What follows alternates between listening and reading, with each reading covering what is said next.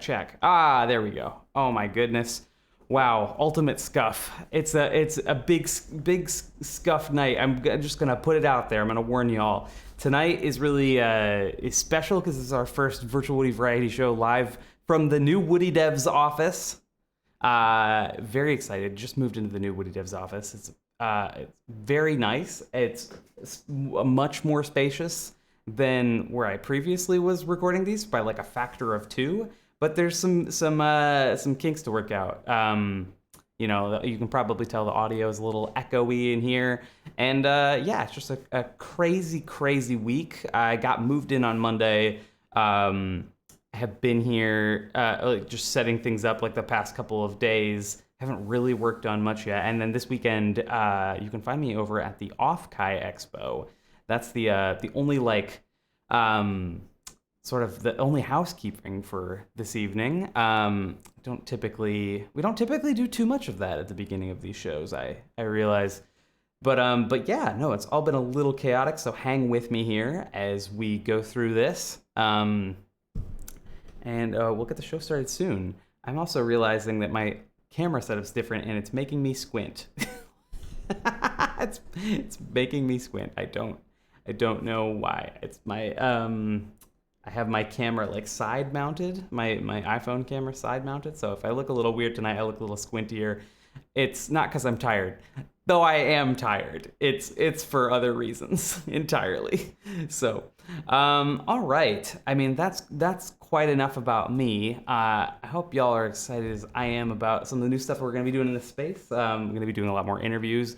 And we're also going to just, keep cranking out really great Unreal Engine informational videos and cool projects. So I am super excited. Without any further ado, though, let's get the show on the road because we didn't come here to just hear about my life. At least I didn't. I'm already living my life, and I'm a little, it's a little much right now.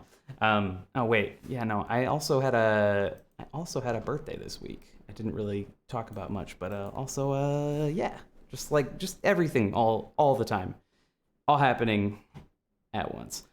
All right, okay, cool. All right, let's actually bring in the show here, and we'll start it properly. Hello, my name is Woody, and I'm the host of the Virtual Woody Variety Show. Virtual Woody Variety Show is a live stream show on Twitch that engages in casual conversation about ideas, creativity, and emerging tech. I get to talk to brilliant and insightful guests, and afterwards we play a unique in-show game show right inside my Unreal Engine environment. For those of you who are new, we record this live right now on Twitch. If you have a question, leave it in the chat, and we will get to it later before I force my guest into some interactive insanity. My guest tonight is an on-screen and digital personality, a world builder, and a musician.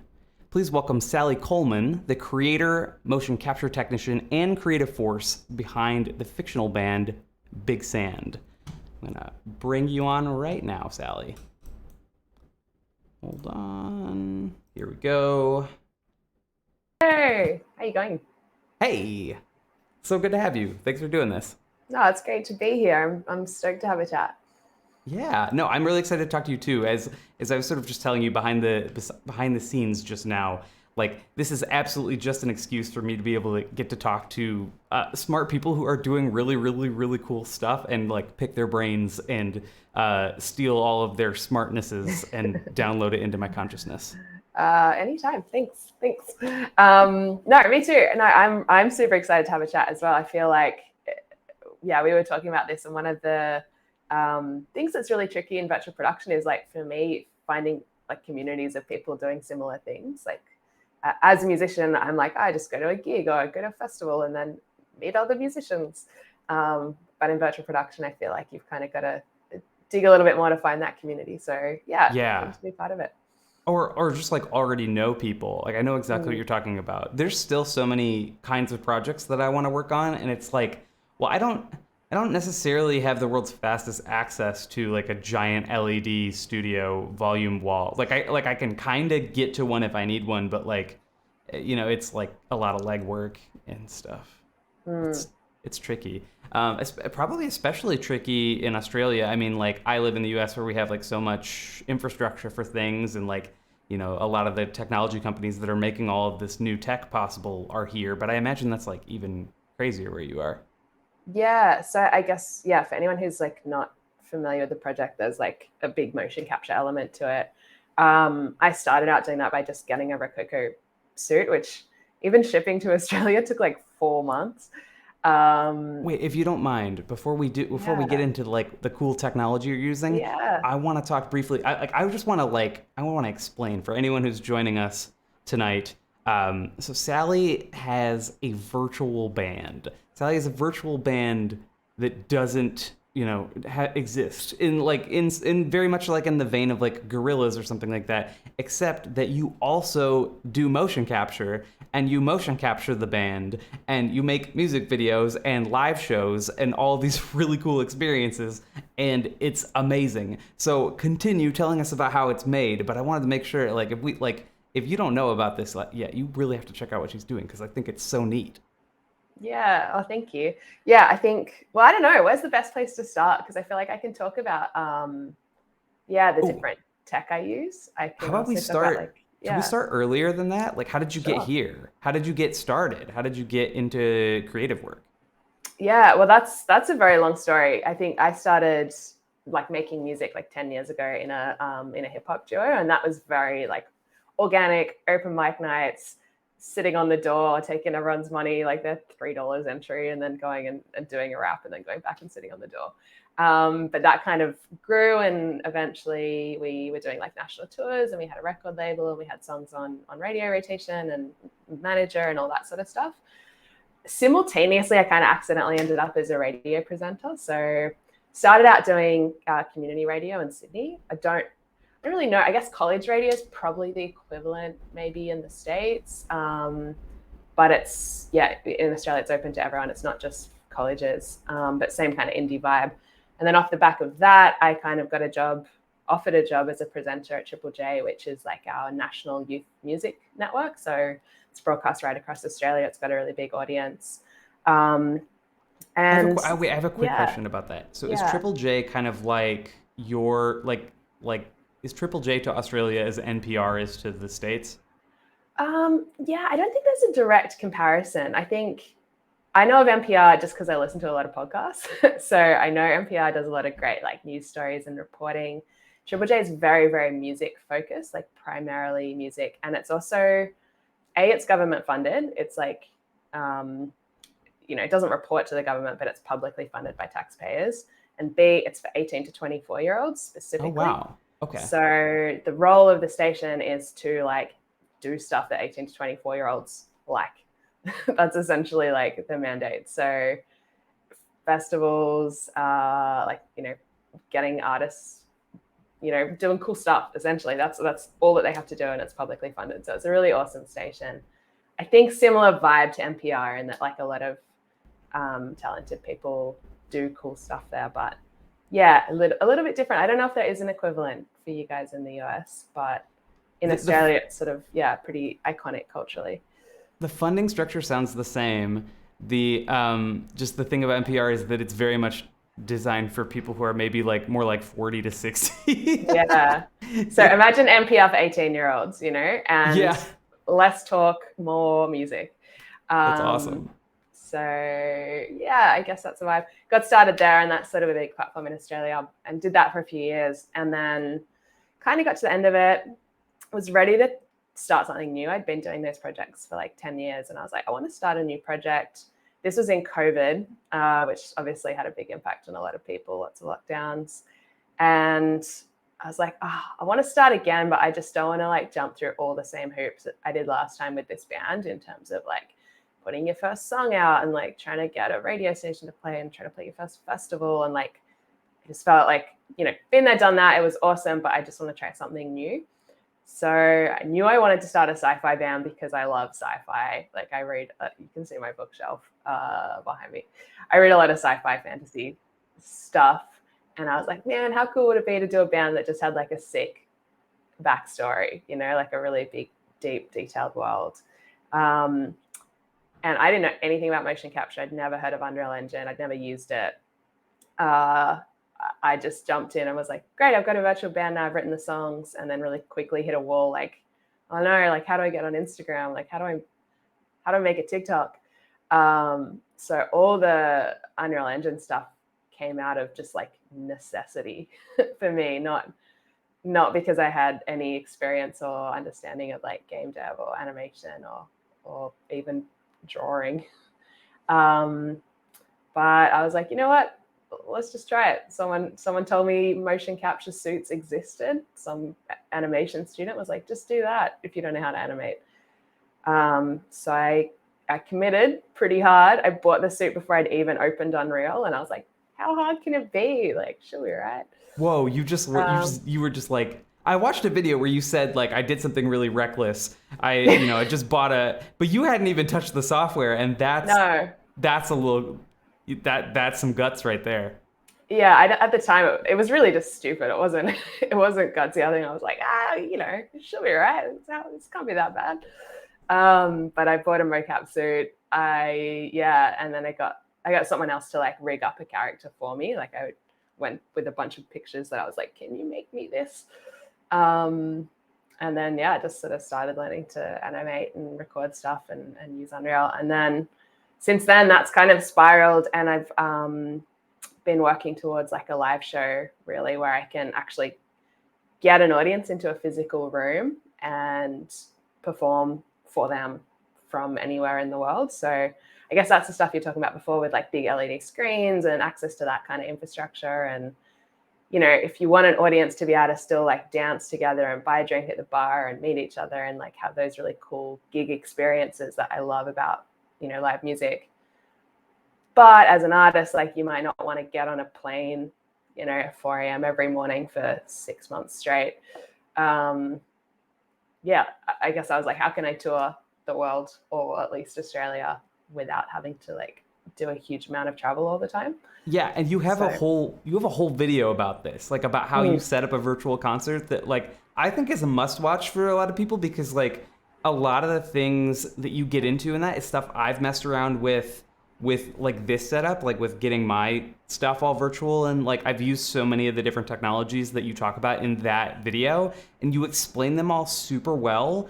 And on top of that, like if anyone's just trying to get some like really good high level domain knowledge, like it's an amazing primer on like all the different video streaming techs you might use to be able to get Unreal Engine over to a giant LED wall, but also like like you tried different things. You talked about what works and what doesn't, what the limitations were, and I think it's fairly up to date still, just based on like what is and isn't out there. But highly recommend. I loved it. It's like super good info, and like you were incredibly thorough too. thank you. That's good. That's good to hear. It's on the Big Sand. If anyone wants to look for that, it's called like the YouTube is just Big Sand Band, and there's a couple of like behind the scenes kind of videos there about stuff I've worked on. But yeah, there was so much banging my head against the wall trying to figure that stuff out. Oh, speaking Yeah, of banging, I yeah. want to apologize. I'm trying to mute myself over here when I can, but the new office has a couple quirks. One is that I haven't finished all of the soundproofing I need to do in here, and the other is that they're fixing the Ethernet here, or so I am told. So if you're hearing like a clanging noise or something, that's probably some maintenance that's happening. I am always of the mind that we should just like, if we've got a date up to do a show, we should just freaking do it. Until you get super famous, I think that's the way to go. And I am not I'm just some small time gentleman on the internet. So apologies for that if anyone can hear any of that stuff. I'm doing our best over here, doing our best. No, it's a cool channel though. I love like hearing what everyone's doing and talking to them. And I think the other thing with the live shows, I ended up learning heaps of stuff just from VTubers, which for me, Oh my goodness. um, it was like, wasn't, I guess, originally what I thought I was doing, but I was like, actually, I am just broadcasting to an audience, whether they're like watching on their laptop or like watching in a room all together, with music. It's the same concepts, really. So heaps of overlap there, even though like the audience is a bit different. that's kind of like I totally don't want to sidetrack on like, oh yeah, look, like we moved to a new office. That's not a thing, but like I literally was doing all of this from my house until very recently, and it's crazy the stuff because like like in music, people talk about the entire genres of like bedroom pop and like bedroom like indie pop and stuff. I'm not great at naming genres off the top of my head, but there's like, sort of this legend of like the bedroom producer who's making music by themselves with a laptop just sitting in their room.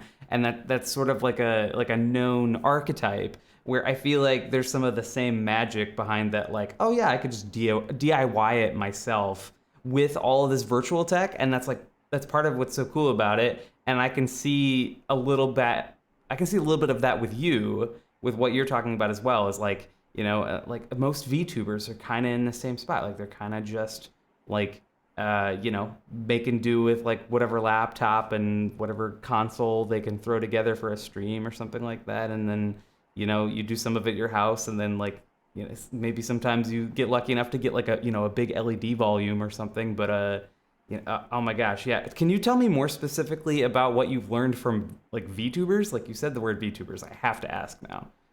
Yeah, well, I think it's well, firstly, some of it is some of the mocap stuff in general, like just like face tracking tutorials or like ways to make that easier and better. And I hadn't even realized that was a genre. Like I think I was very naive when I started. I was like, no one's ever done this thing where they're like an avatar and then they're talking. I And did the then same thing. I did the yeah, and same then thing. I didn't know either. I didn't know either. yeah. And And you start to yeah. get into it and you're like, oh, there's a huge community of people doing this, and people doing it in VR and people doing it on YouTube. And like, so I think some of it is, like the technical stuff. Some of it is understanding how people interact with audiences. Like I really want to interact with the audience as the character. Like I don't want to Mm. be here, I'm not trying to be myself in a different outfit. Um, I'm very, when I do that show, again, I've only done it once, but I am a character from a desert planet who is performing very much in the context of that world. And so I think for me, some of the stuff that, watching VTubers is like, how do they build a world Oh but still yeah. interact with an audience who might be coming from a different world, Right. So that's something that's really interesting, just to watch people, how do they get the audience to play along, understand the rules of the world, and create this sort of community of people who are like world building together. That's such a good Um, note. Like for anyone who doesn't know, and this community, like everybody knows, but like VTubers have this whole thing about world building where they have lore, like they have their backstory, and they have the like I'm a ladybug VTuber and I come from like the insectoid land, and it's like kind of like a weird pastiche that gets added on to just like usually being some sort of like weird anime cat girl. But like there is a very real layer of like thinking about the scene of it and like what people are from and stuff. Were there any particular VTubers that inspired you, or is it just kind of like no, and I think I'm still really early on this journey. So actually, I would love okay, people to shout out people they think I should watch. Like if talking about that world building stuff, I'm still very much at the like, whoa, there's a lot of cat girls out there. Like, which ones are good? Um, I don't know. so Like look at me. Like I'm not your guy for that. Like I'm clearly yeah, not. I can I have see no someone idea. actually in the chat mentioning Teflon Sega, I Teflon assume that Sega. is. Yeah, who I hadn't heard of him, and I was at a music conference, and someone's like, "Oh, you should check this guy out." I think that's a really cool example again of world building. The world's probably a little bit closer to our world in some ways, in that it's a Teflon is a musician who is making music in their bedroom, I assume, in both versions of their reality. Yeah. So Yeah. there's some overlap there. But yeah, that's a really great example, I think, of an artist who's kind of using mocap and engages really well with an audience. Um, so Absolutely. yeah, I would yeah, say I've been bugging Teflon about coming on the show for a really long time. yeah, I need to step up my game and bug him even harder. Um, yeah, and also not not bug him because he's a busy guy. The like, but here's the thing. Here's the thing that's cool about what you're doing, though, as we're talking about virtual creators who are making music in this space. Like, you have like the whole band. So you have like this lead character Tal, who Mm. is correct me if I'm wrong, like at least humanoid, but Yeah. like trying to get home to their home planet, and it seems like it's not going great at the beginning of it. One thing I've heard you talk about specifically in some of your videos is that through a lot of your connections through Triple J, through like being in the world of music, like you got to collaborate with a lot of other people who could help you think about how to write music in the world space that you're talking about. Like you talk about asking other songwriters to help you write in a world with giant bugs and them being really excited about that. Yeah. So I think I wrote like the first song mostly on my own for this, and like that's fun. And I do a bit of like bedroom producing and sort of, did the beat, wrote the lyrics, etc., etc. And it is fun. But one thing I really missed was actually just like getting in the studio and writing with like this. All my best, craziest days are in the studio. Like you're locked in this little dark room with creative people kind of bouncing off the walls, and it's just so much fun and energizing. So I was like, you know what? Even though it's kind of a solo project, I just want to make it really collaborative, and just started reaching out to artists that I knew through my previous band or had met and always wanted to work with. And some people were like, sorry, I'm kind of releasing an album right now. I'm a bit busy. But Mm. majority of people were like, this sounds so cool. Yeah, absolutely. Like, come, let's get in the studio. And yeah, have written 5 tracks now. 2 of them are out, but there's 3 more that are finished that'll come out when I get time. And it actually was so fun, because often the process when you get in a studio is like, you try and think of something that's happened to you or that is meaningful or that you've been thinking about, or maybe you start making a beat and then you're like, how does this make me feel, what I want to write about? Whereas this is kind of coming from a very different perspective. I'd be like, guys, I really need this song where the band's getting attacked by some bandits and they're like fighting them off. Like, can you help me write it? And yeah, the musicians I was working with like really got into that. There's one song that's coming out at the end of this year that's about like a giant spooky haunted canyon. And Ooh. I worked with that on a couple of guys from a band called Saphia. And they got so into it, like making eagle noises in the mic and like pretending to be hyenas and just like I don't know, really getting into the whole like fictional storytelling thing, which was heaps of fun. They also have Star Wars figurines like all around their studio. So yeah, they definitely loved the concept of writing a sci-fi pop song. Gotcha. Um, I yeah, have a weird question for you.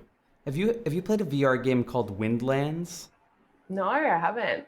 It's interesting because like there's sort of like an aesthetic shared space, I think, between the world that you're making. Does the world have a name? Does the world itself have a name? Well, the world is called Big Sand, so I very Oh, the world is Big unimaginatively. Sand. Yeah, the band is also called Big Sand. Oh man, um, that's like if you named so your band Earth. yeah, totally, I'm with totally. it. I'm not. I don't hate it. I'm like, look, if there was a really cool band called Earth, I'd be like, earned, yo. Yeah, yeah. There's a band called America, right? I'm pretty sure there's a band called Australia. Anyway, Probably. they're that band who was like, yeah, we're just gonna be the band. I'm trying to think. There's Um, Boards of Canada. yeah, true. Yeah, Um, I don't know. Oh, I was all like, right. there's a song called Africa, unrelated. What? No, but I've never heard of this song. I don't know what you're talking yeah, about. um, I'm not gonna sing it if that's where if that's where this is No, I going. was not leading you there. No, not at Good, all. No, no. good. Okay. So the world is called Big Sand, and Yes. and you have your lead character Tal. Is there anything that we like that I can ask you about that you haven't like put out there about it yet? Because like as you know, it takes some time to build these things. Like Mm. I've watched your process videos. Like you're going through all the laborious stages of not only making the music but also making really good animation and motion capture tech along the way. Like is like it does increase the amount of time, versus just like dropping a single or something. Like, is there stuff that you want people to know about your project that is like difficult to issue out fast enough. Yeah. The thing I've actually found the hardest is some of the storytelling. There's like I've written like a whole bunch of like short stories, and like in my head, I have this whole, I guess, backstory of like, Tal's from this underground colony and she's been kicked out because she's too different and like she doesn't know what to do about it. And this like whole kind of arc of where I see the characters going in the journey. But I think originally my like, how am I going to tell this story idea was like, oh, I'll just do it on social media, like I'll tell it on Instagram or TikTok. And it's actually really difficult to, and I probably should have realized this in advance, it's really difficult to tell any kind of like sweeping sci-fi narrative in a caption of like 10 words. Right.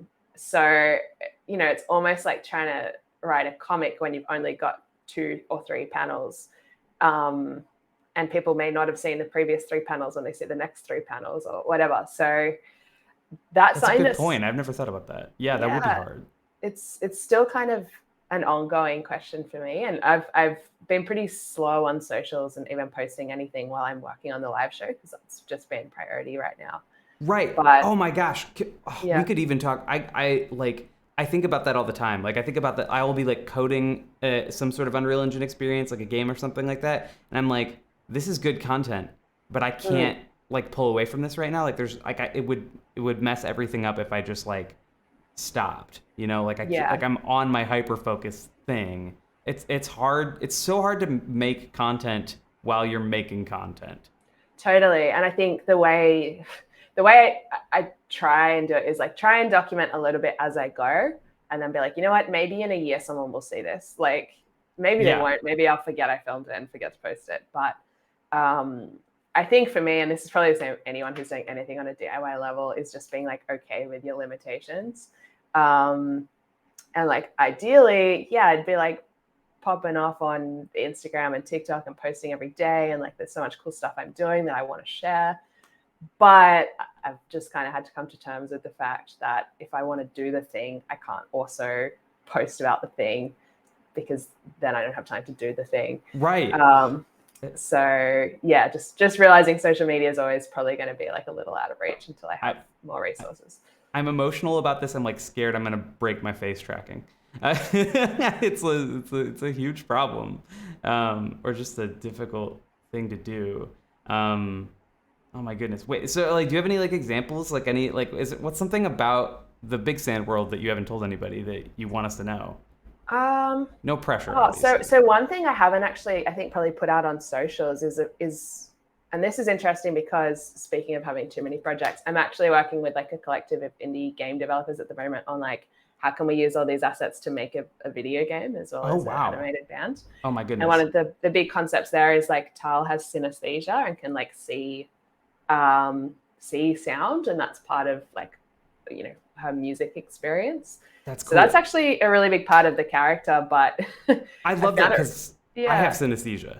Oh no way! What's your synesthesia like? Oh, it's one of the more common forms, I think. As uncommon as synesthesia is, but I very much have like like associations with colors for things, like for numbers and letters and countries and days of the week and months and stuff. It's just like the briefest anecdote I can get without derailing too much is that once I like missed a meeting for something and I like had to respond to someone. I'm like, yeah, I'm sorry. I thought this meeting was in July because, you said like, or I thought it wasn't the wrong month because like they sent me like the date with the number of the month versus the written like month, and I just got it swapped because it was the wrong color. It was not cool in that moment to like explain myself, and I tried anyways for some reason. But you're like, but you sent me a blue meeting invite and it's on a Wednesday. Like, what are you doing? Right. So like a terrible example for this is that like for me, like every time I see the word July, like in my head, it's orange, and August would be green. But every time I see a 7, it's green, and every time I see an 8, it's orange. Yeah. So it's real messed up in there about that one. Sorry, that was me just getting excited because I love learning about synesthesia stuff. Are you yourself synesthetic? No, I'm not. But one of the developers on the on that team is, and I've got some friends who are. So it's something that I try and like ask people about before like building too much of that into the character. But at the same time, we're probably going to have a slightly unrealistic representation of synesthesia, because part of it from a game dev concept is it actually helps people who maybe don't have great hearing or want to use their hearing when they play a game to see some of the sound elements in the game. Just because the concept's kind of pretty strongly built around like creating music and collecting sounds and finding them in the environment. So that's one thing that I haven't really put out on socials. Part of the reason, and this is another thing, I guess, when so much of your storytelling is visual and you're doing it all yourself, is I actually haven't found a way to show it that looks good from like a visual art perspective. So I'm still trying to figure out how I can like tell that part of the character's story using Unreal and using like the assets I've got, or like techniques that I'm confident with. Gotcha. Yeah. It's weird because I feel like the more bite-sized it is, the more it's easy to be detail-oriented, right? Where if you're like, you make something big, you're like, we got to make 8 minutes of this. Like, we're just like, you got to start somewhere. Let's go. And then you don't end up finishing that project because it's like 8 minutes long. And then, and then you wish you just started a small project. And you're not my therapist. I shouldn't be. Yeah. It's true though. And this is the same thing. I'm like, oh yeah, I'm doing a live show and a band on Instagram, a TikTok, YouTube. And I'm also starting a video game. Like, why not? And it's that classic, like, putting more on your plate all the time. But I think everyone's familiar with that. How are you doing all of this? How do you meet people? Like, how do you know game developers who are doing this? Also, like, we haven't even talked about the other thing I want to talk about. We'll get to this maybe later on. But like, I've seen so many amazing posts from you where you're trying out so many different kinds of motion capture. I've seen a TikTok of you doing motion capture at the Sydney Opera House. Have I not? Yeah, that was actually really crazy. So how are you getting into all of this crazy cool stuff? I think a combination of things. One comes from having a media background and being able to say like, hey, I want to see your setup. And actually, honestly, I think if anyone said that and it wasn't from a media background, people are actually really excited to show off their stuff. Like if you show that you have a genuine interest, that you're passionate, that you've been working in the space and you've like, done a lot of the legwork yourself, you're not just like, tire kicking, you're genuinely invested. Yeah. So many people like universities and studios and, if they've got 15 minutes, like, the technicians in those spaces are always so stoked to talk about what they've been working on. So yeah, the first people I reached out to was down. Totally. I'm all about just like firing off emails into the void to like people I've never met before, but it's also so nice to get one of these emails out of the void. Like it's a good feeling. Oh, you mean this? Like for this interview? Yeah.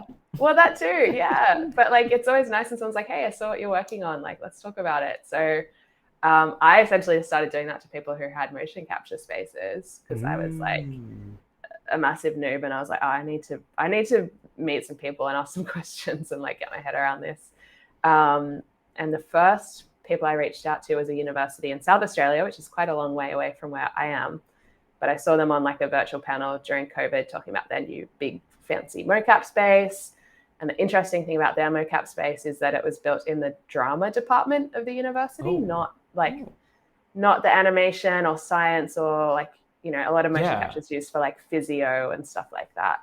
Sure. For like athlete science is a big vertical for motion capture. Exactly. So this university had built it, but it was part of their humanities program and like the performing arts section. And I was like, huh. And they were speaking on a panel for like Afters, which is a big screen school in Australia where like a lot of our film and television people go. And in that panel, they're like, hey, reach out to us if you've got projects. Like we really want to start using the space more and exposing our students to like real life applications of this tech. So I did that and they're like, great, come in, use it, try it out. And so that's how I ended up in this like crazy expensive, like it's a Vicon system. So like expensive and fancy. But yeah, it was really just me like politely being like, here's my project. Like I'd love to try the space. And I'm a creative, I'm DIY, I don't have a lot of money, but like if you'd have me, then I'd love to just come and see it. And that kind of, we got along well, and that kind of just spiraled into like hey, let's work on this live show concept kind of as a uni researchy project. Oh, gotcha. So did you have like students Yeah. involved with it?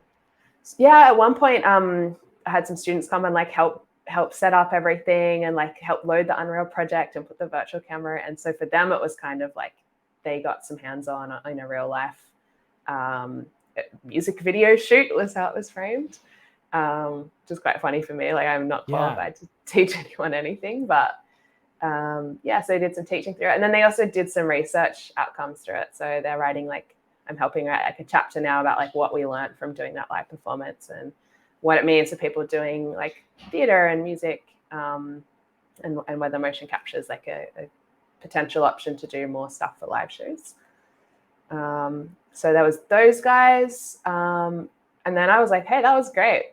Maybe I'll do the same with my local uni, like the one that's not on the other side of the country, and reach out to them. Turns out they have a motion capture system that like no one uses. Oh my goodness. Like, yeah. So there's like a lot of things like that, I think, where it's a little bit of a spiral. And once you start making those relationships, I think it's quite different in the US. And I'll put that out there that like you guys, you guys do seem to use your spaces a lot. Like I think there's money to be had. So yeah, in Australia, it's a bit of like, we bought this shiny new toy. We're not really sure what to do with it.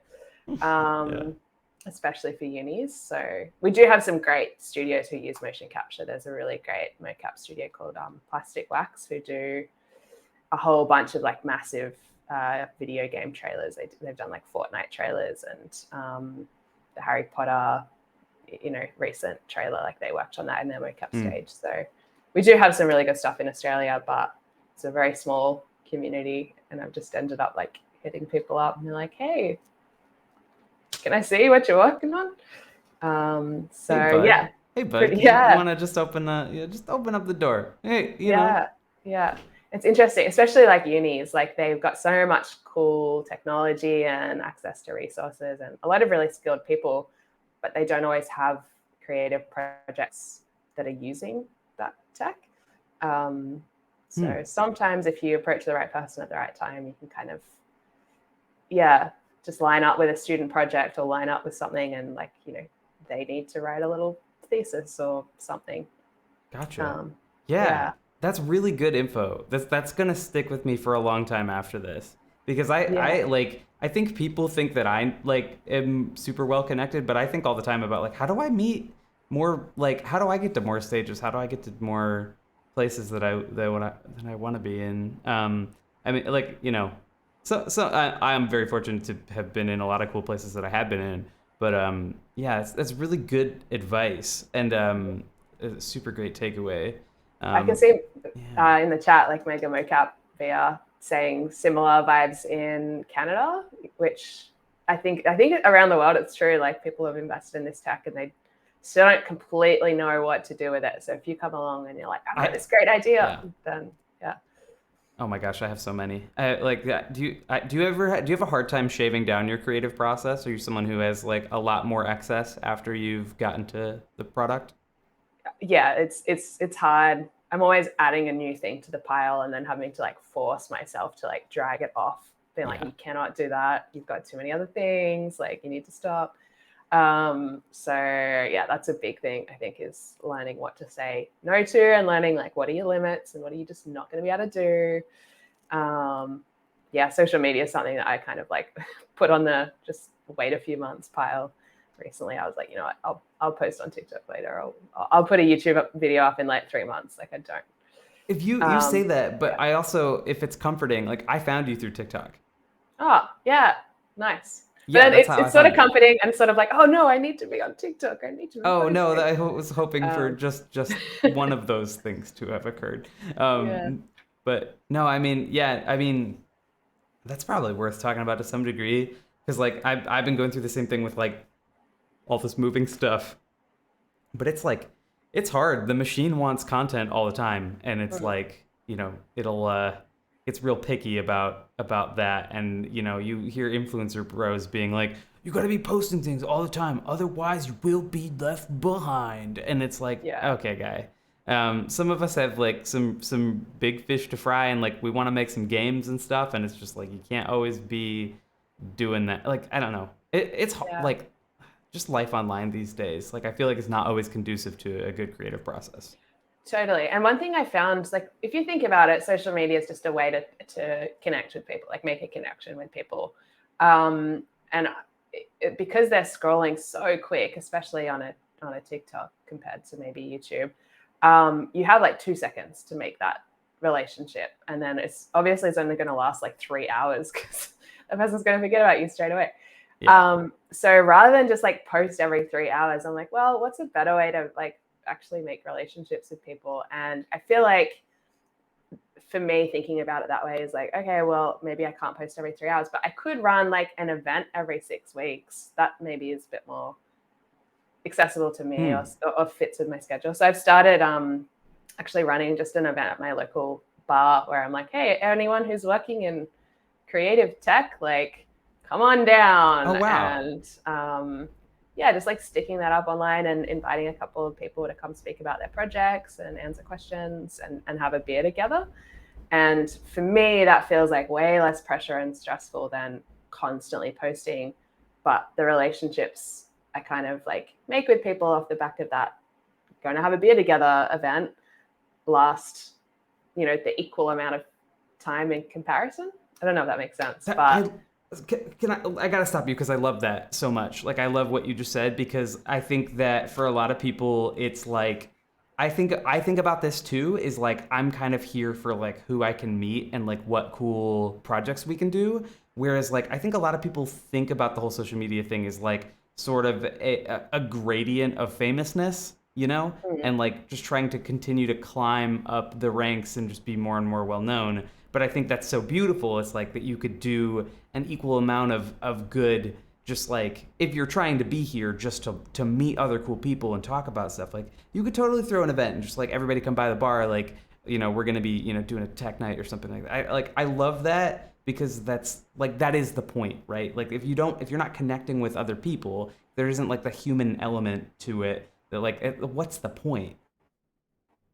yeah, um, absolutely. I think also for me, I think Triple J was very like formative in that sense, because I did reach a really big audience every morning, like 2 million people I think listened to that Oh my show that I goodness. did. But at the end of the day, you're like, well, why is that valuable to you? Like, what do you get out of that? Like, what's the point? And it's not that I'm saying it's meaningless, because absolutely not. For some people, it makes them feel good being known by others, or some people, I don't know, there's a whole bunch of reasons you might want an audience to hear your stuff.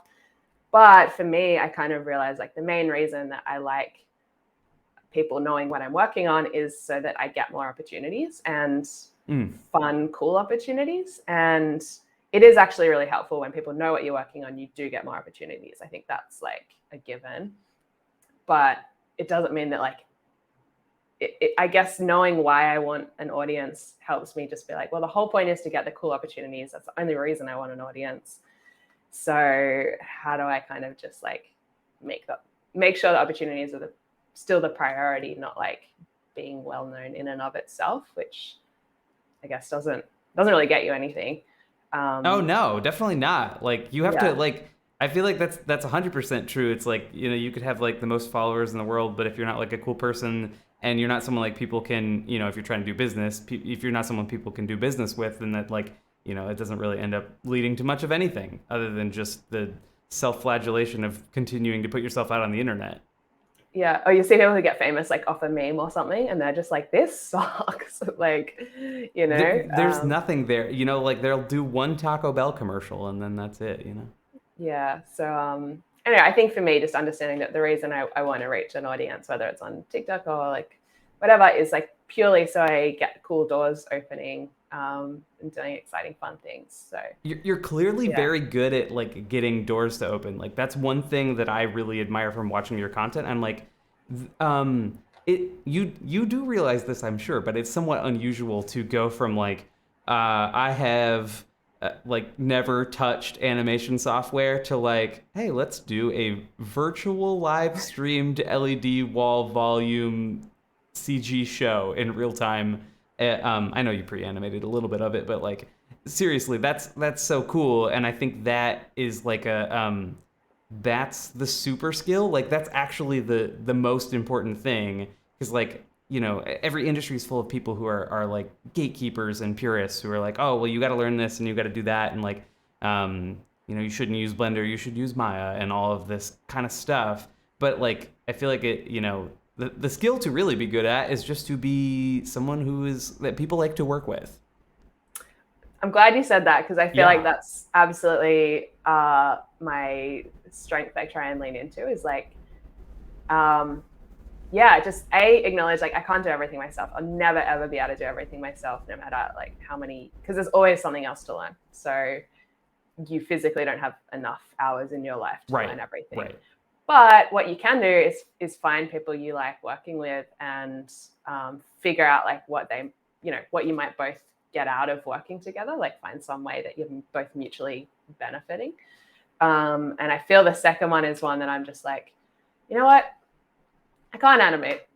I'll figure out someone who can tell me how I can. Okay, they'll tell me to do motion capture. All right, I don't know how to do that either, but I'll kind of teach myself, and then I'll ask someone else for help. And it's going along, I think, trying to build relationships. And You should make me one of those yeah, people if I could, you know, if I can help Big Sand reach any further heights. Like I might have some ideas for you on some of the. I would love that. And that's part of the Yeah. reason, again, I really love collaborating is like often people just have better ideas than you. And I'm so fine with acknowledging that. Like, Oh, that's whether not why I it's, said what I said. no, Not no, at no, all. Not at but all. I actually mean that. Like, I don't think anyone necessarily thinks that, but often they'll just say like, "Have you thought of blah?" And I'm like, "Oh my god, I haven't. What a genius idea!" So that's the other reason I like making it collaborative is just people think of things you never would have thought of, or whether it's the songwriting or the live show or the technical stuff, or you know, yeah, I just like getting more brains involved in it. So yeah, bit of a ramble, but I'm glad you said that No, like not at working all. with people is a strong point. I think that's really important because like if I don't know who watches these, if people watch these, like the if I had just like talked to you about tech stuff the whole time, like that probably wouldn't be very useful and would probably be outdated in like 2 years, you know? So especially with how fast everything is moving, like I think that is really important to talk about the I guess the soft skills is like the Mm. industry word for it, but like seriously, I think that is underrated. And also, I'm way more interested in like talking to you about you than I am talking to you about like what workflow thing you did, because like it's hard to make anything interesting if you're not interesting. Like that sounds Mm. like kind of I don't know, like it sounds a little pretentious, but there's something about like the experiences you have, like you were talking about working at Triple J, like there's something about like okay, like you had a radio job where you talked to 2 million people a day, like that's an experience that changes you for life in some way, and like you know in the example that you listed like clearly led to like some like life decisions that seem really good. The yeah, I guess like so we're getting towards the end here. If you guys of the interview at least, I have like way more crazy stuff to see how Sally can adapt. And if you have questions for her, leave them in the chat. We will address them. But Sally, what's on the horizon for you? Insofar as you can talk about it, as always, because everybody's got the projects they can and can't discuss. But the and like, what are you most excited about these days? Yeah, I think so. My big baby at the moment, the project I'm really like spending the most time on is turning that prototype show, that 10-minute like let's give this a red hot go performance, to like a full half-hour thing that's happening in September. And it's happening at this event that is at like it's called the Powerhouse Museum. It's a museum that like documents things made by people, Oh, okay. and every couple of months they do like a games showcase. So it's open in the evening. All these game developers come and either show their traditional digital games, but there's also a lot of like RPG and tabletop games and talks. And I think the last one, like 1,500 people went to it. So Wow. I've got a slot at the next one performing the full length show. And I'm really working up to that. So spending a lot of time like trying to script something that's like part a music gig and part like a stage play, but also like making sure I'm got moments of interaction with the audience so that they know that it's like a live mocap thing and not just a video. Mm. So that's kind of my big project at the moment, is getting like half an hour of Unreal content that flicks between like live and recorded and music and not music done. The game is also in the works, so that's just like plodding along super slowly, but it's a lot of fun for me, kind of just being part of that like little crew of indie devs working on a video game. And then I've got music I need to release as well, so that's a whole other thing of like at some point trying to do a music video and jump on the write a press release and get it out there and all that sort of stuff that goes with putting music out these days. Absolutely. That's one thing yeah, we didn't talk about was the music itself. It's very fun. It's very poppy and light and a good time. It's dare I say, and because I don't know, like I've listened to so many interviews with musicians where they talk about how they don't like their music talked about. I would say that like Big Sand is like a 10 out of 10 if you're like having a backyard barbecue thing going on. Nice, thanks. Good to hear. Yeah, I intend because I came from like a hip hop. My previous project was a rap project, and that's fun. And I still love that style of music. But I was like, you know what? I just want to go full pop, like Shameless kind of indie, like as cheesy as I want it to be. It's pop. delightful. Yeah. Yeah. So yeah, I've got to put that out at some point and get it up. Get it up. Do what I can to give it justice and help people hear it. There's a question here. I want to know the best thing to search for to find this project. Oh yeah, no. Tell us where's the best place to find you. You mentioned Instagram. You mentioned TikTok, YouTube as well. You can also find Sally over at YouTube. If I have any mods in the chat who could give a link or something, that would be awesome. Yeah. So if you search Big Sand Band, you'll find YouTube, and that's a pretty good place to start. TikTok, my personal TikTok, where I do this behind the scenes stuff that I think you found me through me being like, here's my face set up or whatever. That's the Sally Coleman, I think. Should probably know that. Yeah, Sally Coleman. There you go. But my TikTok is where I post some of I should put them up as YouTube shorts, and then they'll just all be on YouTube. How about that? Let's compromise. Yeah. Just go watch it. It's very bold and very cool. So we wish you all the luck in the world in that. But now I must shift your creative focus. Are you ready? We're gonna be doing something entirely different now. I'm going to be pulling you off of the effectively away from the world of music and into the world of improvisational idea pitching. All right. Are we ready? Let's see if my setup works today, despite all of the technical hurdles we've been going through today. All right, hold on. All right, I'm gonna hit the button. Here we are. Okay. Are you ready to play the Wheel of Creative Prompts? Woo! Oh man, I did it wrong. I didn't have had the wrong OBS scene on. Okay, no worries. So, Sally, welcome to the Wheel of Chaotic Prompts. This is the strangest game of creative improvisation on the internet, where I will take you through a series of words combined, which will give you the direction you need to be able to imagine and begin to conceptualize on an idea. There are no rules other than the theme itself. Actually, I don't even care about that. There are no rules at all. Just go for it and enjoy yourself, and you will get the prompt. And I'm going to do them with you as well. So we can springboard off each other, or we could take turns, whatever you want to do. The flow is completely open. We're gonna spin some wheels and say some words. Sound good? Sounds great. All right, here we go. Get a couple of wheels spinning over here.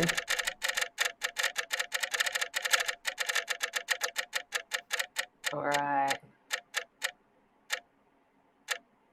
Cute. Oh, you're on vacation. You're on vacation, but you encounter so cute farts. What do you do? All right. Firstly, my assumption, if I encounter a cute fart, it's coming from my dog, because Um, my dog does the cutest little farts. In that she'll come up to you, like look you in the eye, and you're like, "Oh, hi," and then she'll just like fart at you and run away. So I feel like my first assumption is I'd be like, "Why is my dog on vacation?" Um, so I don't know what I'd do in that situation. Just I don't know, hang out, take her to the beach. Oh, I that don't know. sounds nice. Yeah, I encounter a cute fart. What would you do? You're on vacation. You encounter a cute fart. I feel like this is like sort of the backdrop of a romantic comedy, right? Like this is Uh, like sort of like a meet cute thing. So like yeah. it starts between two characters and like one of them farts and that's how they notice each other because the fart is cute or maybe the fart's not cute, but it doesn't really matter because like it means they find each other. I think Okay. that's So that's what do the you do? idea. Do you go up and you're like, is this a meat cute or a meat toot? Me Um, too. That's the one right there.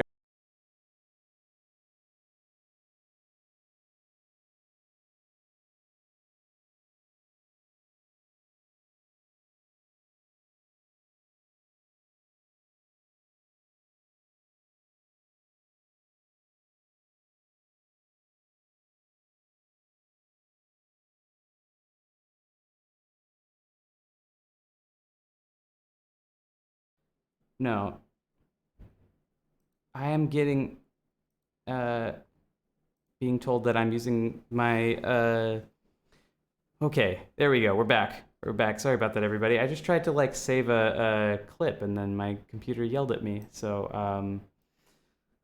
okay, that was somewhat unexpected. Someone forgot to update their NVIDIA drivers. I'll just say that. Um, and it's maybe starting to pay me back in a bad way. Um, so okay, thank you, computer. You can stop yelling at me now. Um, okay, where were we? We seem to. I think it's time. Yes, yes. Okay, great. Let's just like let's get. I think we got something there. I think that was pretty good. Um, let's.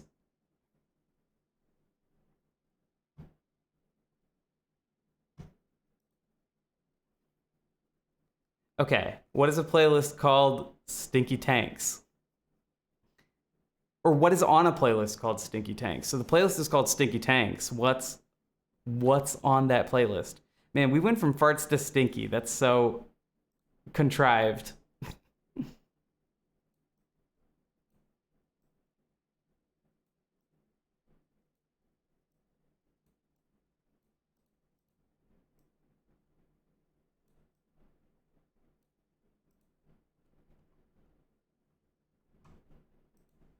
Oh,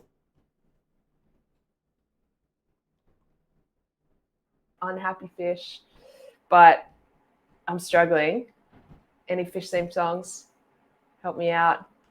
Little Mermaid soundtrack. The Little Mermaid soundtrack, Stinky Tanks. Yeah. Okay. Yeah. What's called Under the Sea? Yeah, Under the Sea. Yeah. Um, songs about fish. Oh, I don't know. I mean, the other option is you're talking like army tanks, like overgrown tanks, uh, like battle tanks. I mean, those are all stinky because they're like, presumably there are no tanks with attached showers, and you spend multiple days in them, possibly. Mm, mm. So rough. That's hard to tell. Um, but like, what songs would be in that? Like, I feel like so like you need the songs for when you're hanging in the stinky tank. I feel like a lot of butt rock, honestly, like with some Nickelback. We get some of Yeah. that in there. Some stuff that your dad likes. So Yeah. a lot of that stuff is just like real, like oh yeah, like it sounds like old beer. Yeah. See, I love to think of this idea that there's a bunch of guys, they're in a tank, they're scared, they're going to the heat of battle, and part of me is like, yeah, they're probably blasting Nickelback, but there's a small part of me that just really hopes they're playing like Let It Go, you know, um, as they surge into the front lines. Just something really beautiful and uplifting. Um, so Let It Go, Nickelback, and Under the Sea.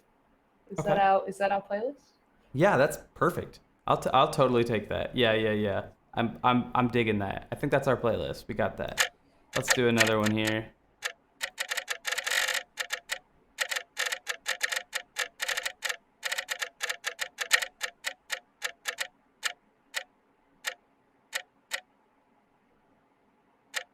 Playlist. Okay, overrated or underrated? I'm stealing this from another publication. Defective cats. So Oh, I don't know what defective means. Is it? Are we talking about like maybe like amputee cats? I see a lot of posts about cats that are missing a limb. yeah. I'm going to be controversial to start with here, and I think cats in general overrated. I'm sorry. I know I shouldn't say that on the internet. I'm going to get cancelled. I have a cat. Cats are overrated. I'm sorry, Woody. I'm sorry. No. They are. I love my cat so much. I think it's fair to love your cat. I used to live with a cat, and she was very cute and she's very cuddly. But every day she would bring in like a still alive lizard, little skinks. I don't know if you guys have those like tiny little lizards. I mean, in some states, sure. Yeah, so she'd bring one in like every day, a couple of times a day, and you would just find the tail of the lizard like still wriggling. It would be under your bed, it'd be on the stairs, it'd be in the lounge room, in the kitchen, and the lizard was somewhere else in the house. And we just constantly had this like lizard infestation, which I personally think overrated. As for the defective thing, though, if defective means like they can't catch a lizard and bring them in the house, great, underrated. Okay. I am going to completely disagree with you. I'm going to say all cats are at least rated, but most likely underrated. All right. Okay. Most likely underrated. I'm just gonna put that generally. Yeah, this game can also be that one pitchfork game.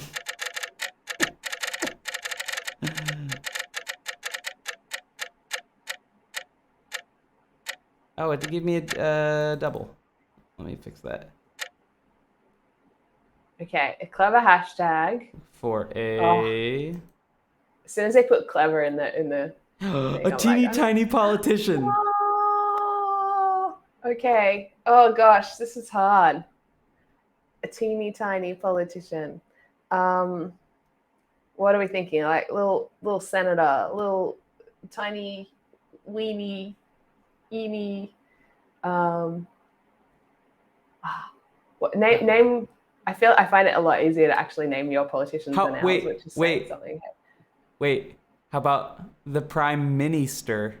Oh, that's so cute. Also, I love that you guys don't even have a Prime Minister. Oh my God. It's the only one you're going to get mini out of. You should get one. You should get a Prime Minister. It just like sits on your president's shoulder. Just hangs out like a little. Yeah, a little bobblehead. Yeah, maybe one on each shoulder, like a good one and a bad one. I was thinking about that. I was like, I'm already too afraid of the decision-making powers of that office.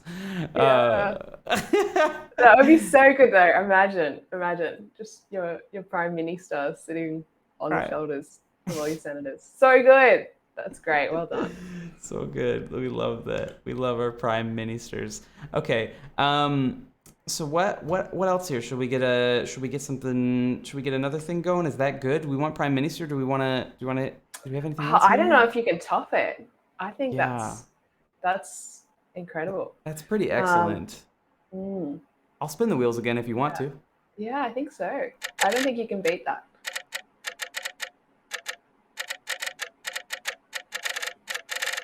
Okay.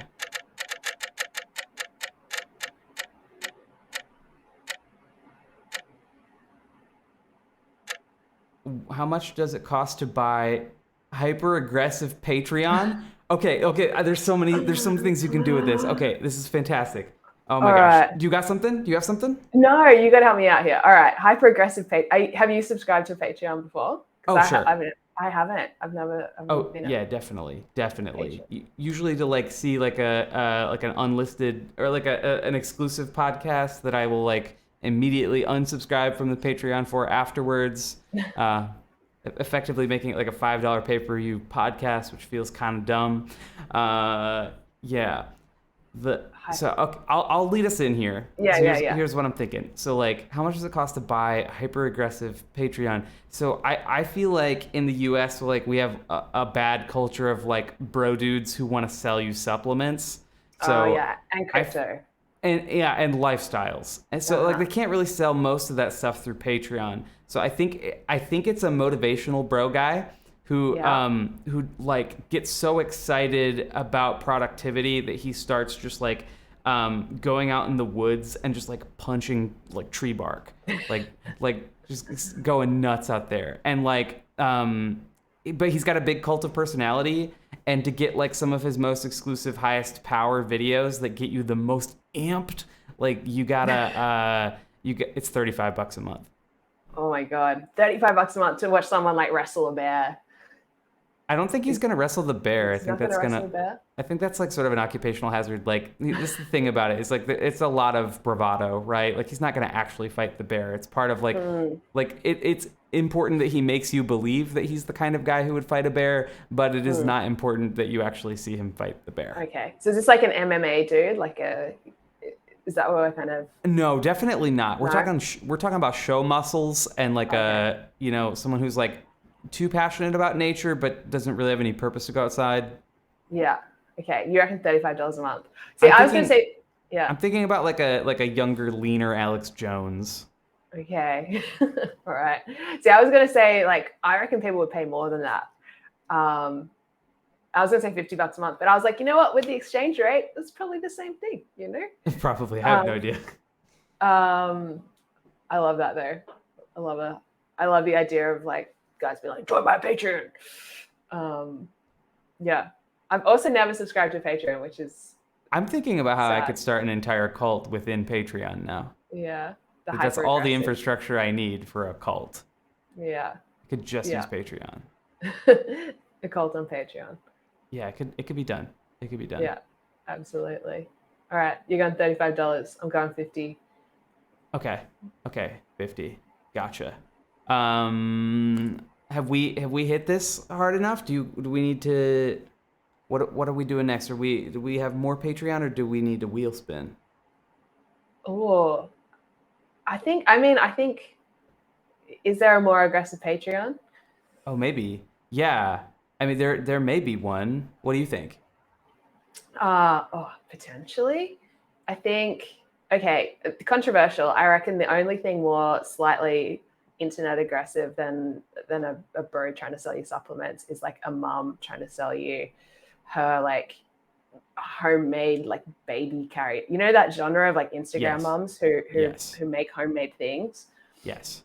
and they sell it to you like 24/7. I feel like there's a certain aggression there Mm. in the mum trying to sell you like a aloe vera face cream or like whatever she's just come up with. So yeah, I feel like that's like peak aggression on Patreon, but I don't know how much it would cost. I feel like, yeah, $35. I'm glad to see that you have those two that are the essential oil people that are Yeah, out there. Yeah, I everyone think has it. well, I know. So, like, I mean, it's a real problem here of people getting in, like, into, once again, cults, but multi-level marketing schemes. Yeah, So, like like, pyramid schemes. that Yeah, is the most aggressive level of Patreon. In fact, conceptually, that's like sort of the Patreon beyond Patreon, which is yeah, you just multi-level marketing schemes. yeah, yeah. How much does it cost to buy? Essentially, yeah, a multi-level marketing scheme. Yeah, Not that much if you want to buy our $200 starter kit. It's really not a big deal. It's the yeah. tools that you're going to need to want to invest in yourself to be able to succeed in this family, in this community. In And fact, we'll pay you to buy a hyper aggressive Patreon. You know, that's actually really you'll not be how earning. multi-level marketing works. No, but you'll be earning that $200 investment. That's going to turn into $20,000 a week of passive income. You legally don't we're have not to do allowed to say anything. that it will end up that way, but like, look, come on, like we all know you're gonna have a little bit more money than that, right? Yeah. Anyway, uh, that's that's enough on that nasty topic. I'm gonna spin some more wheels.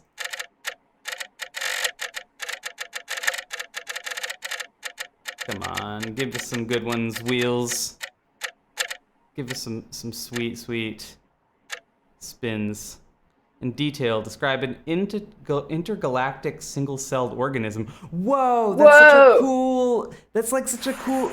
Okay, well, that's like what's the term? It's like an oxymoron kind of, but like no, it's like a paradox of sorts. Like oh my gosh, I like look, I'm being a bad host because I'm just like kind of going in on these because you like Yeah. I'm weirdly getting in the zone right now, but like you know how like in science class like they show you the single-celled organism, it's got all this stuff in there, and it's like, oh yeah, this is the mitochondria, and you're like, what does it Mm, do again? You forget, but it looks real cool and stuff, and it's all floating in this like yeah. jelly stuff inside the cell.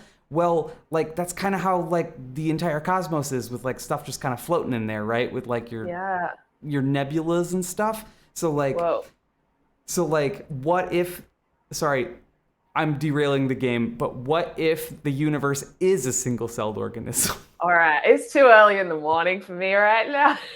Oh, see, yeah, because That's that's like meta. That's we're like deep. 12 hours Okay. apart, so like I'm reaching the point of the day where my brain's tired, Yeah. and I'm like, oh yeah, no, it is a single-celled organism, and the Like whole where the entire universe will mitochondria? evolve. Yeah, we're just our universe is just one cell in the galaxy. Um, wow. Well, I think yeah, you just described an intergalactic single-celled organism with some nebulas, with a black hole, with some red dwarfs floating around in there. I reckon though, if you go small again, if you go tiny, tiny, and you're like, okay, what if there was like a cell, which is like the smallest unit of a living organism, but it's not in our galaxy. Um, Firstly, it could be massive, it could be huge, but it could literally be anything. Hey, like your cell wall could be like, I don't know, like made of spaghetti. Like Ooh. your I don't remember what mitochondria does. It has DNA though, right? It's got mitochondrial DNA in it. Do you want to make a new fictional band after this? Yeah, they're just single cell organisms. Yeah, And I don't think they're great at singing, but maybe they can like play the drums or something.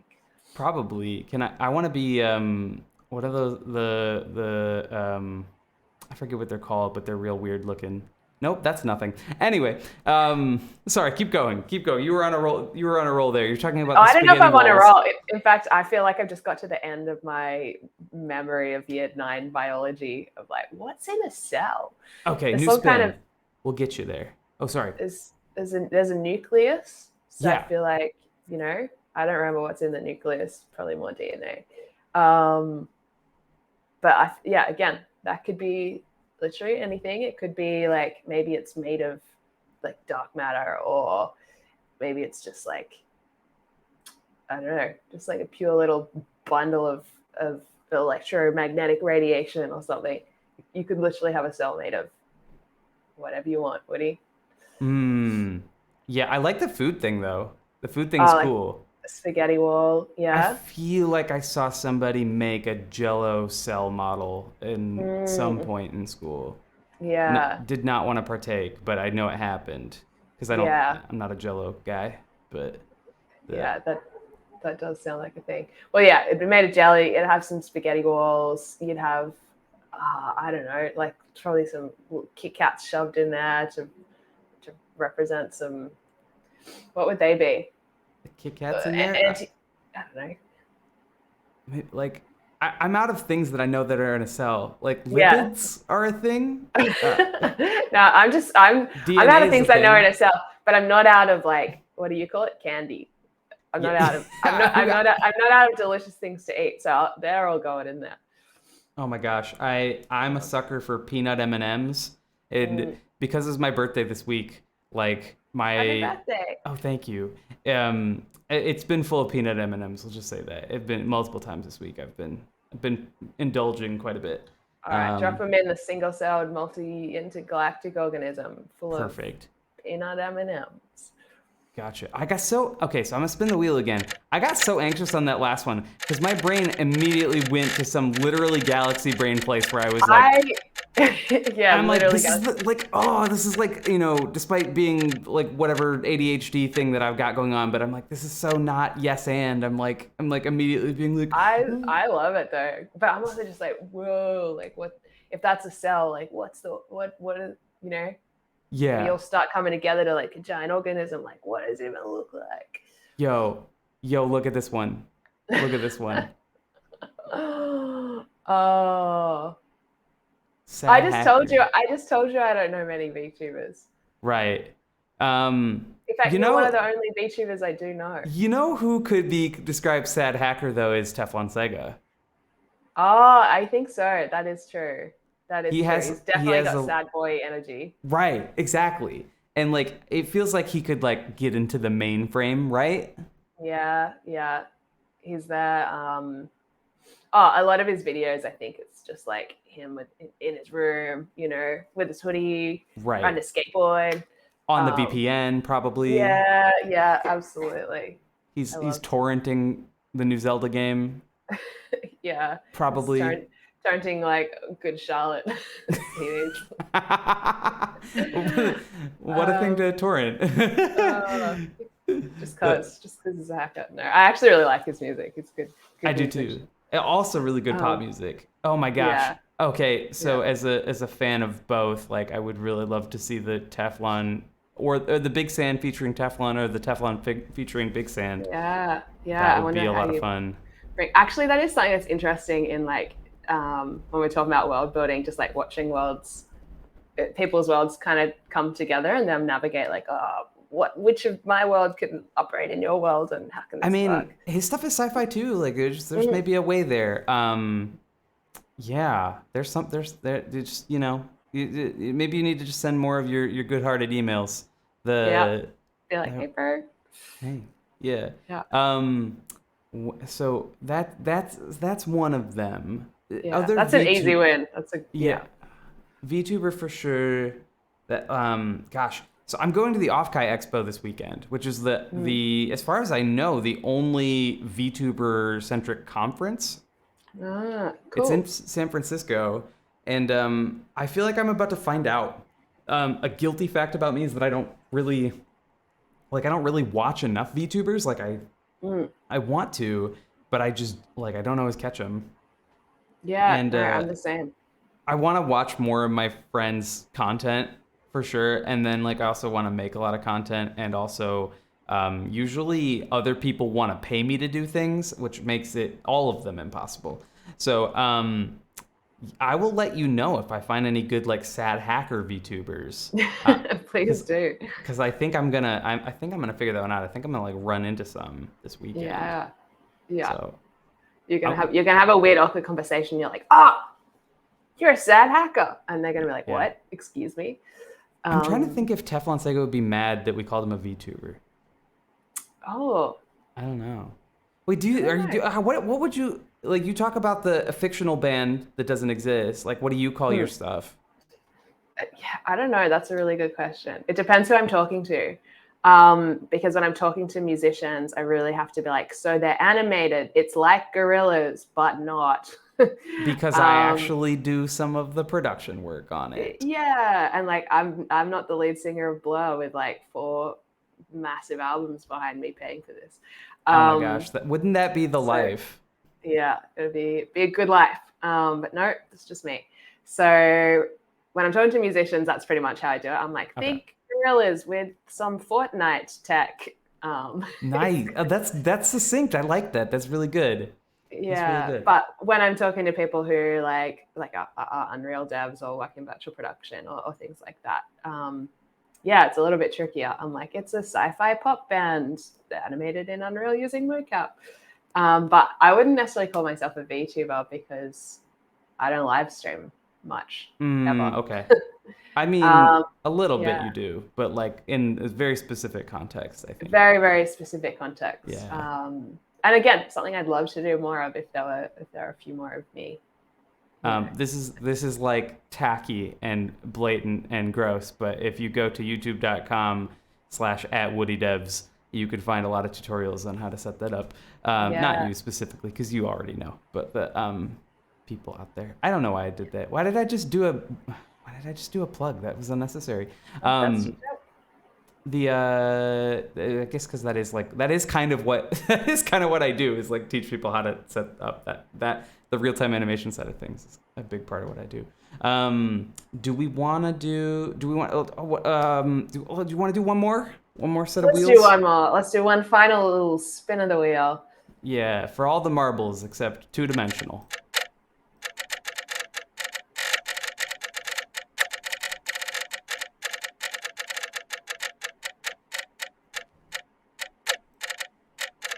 It stresses me out that there's empty. So here's what's little going on gaps. is that like some of them are programmed not to repeat themselves. Like the one in the middle, I think actually does repeat itself. So they disappear when they've been used. Yeah, exactly. Well, no, actually, they load up reserves because when we first started playing this game, people were like, "Ah, there's too many of the same things kind of recurring over and over again." So I set up like the list and then a reserve list that fills things. But I think we ran out of the reserves on the prompt one. We just need to write more of them. What sound does a bedazzled sandwich make? Oh, maybe like,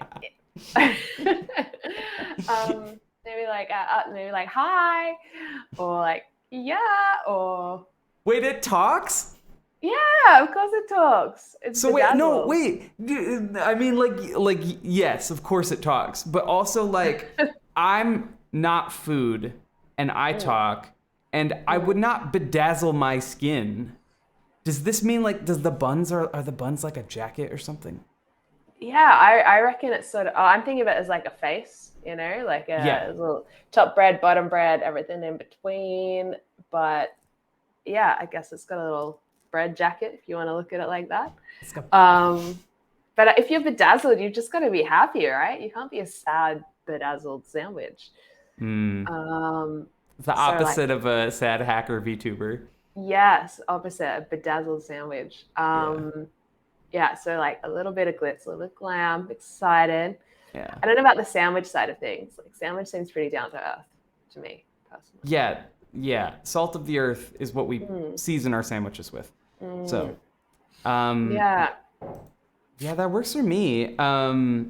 I think so. I like the vision of it as sort of like a Muppety thing. Like when you're yeah, talking about it, that's what I'm seeing is like someone is like has their hands in the bread, making it move with their hand.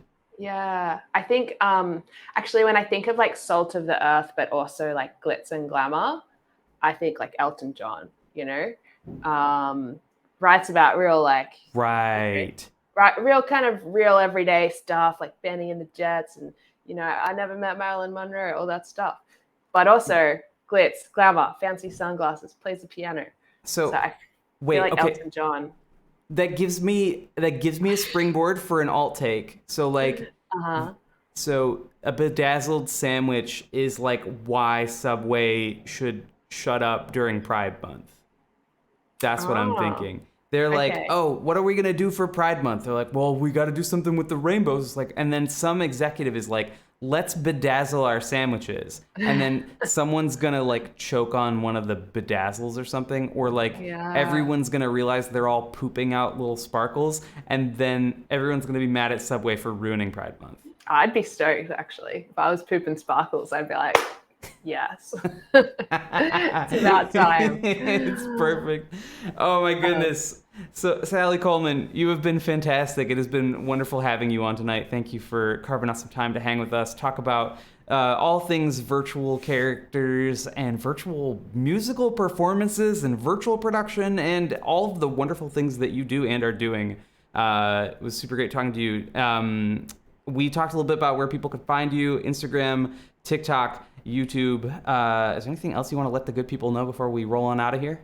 No, but I've just jumped into your boundless realm of virtual people server. Oh, did you just plug our Discord? Yeah, I did because I want to hang and say hi to everyone sometimes. So I'll do it in the Discord. That's what I'm saying.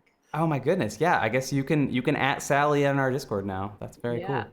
Yeah. Yeah. So Speaking of, a lot of cool people are hanging out in there doing cool stuff. Like I don't post my own stuff as often as like I just see other people's cool stuff in there, and it makes me so happy every time. Like I've seen some VTuber setups where like someone used some AAA asset, or like I see people like people in the chat like Fruitsy who are like building like VTuber games in their world that are like that chat can play. Like it's a very good place to hang out if you want to find other people doing cool real time CGI stuff.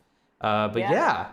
yeah, yeah. But that's it. I mean, do you want to plug something for you? Big Sand Band. I'll do it. Check out Big Sand, the band. It's Sally, and she's great, and the music is cool, and the characters are fun, and it's a great time. Thank you. Thank you. Well, thanks for having me. It was so good to hang out. Yeah, I agree. I agree. Let's do it again sometime. All right, everybody. Wait, hold on. Get the hand tracking working. See ya later, all.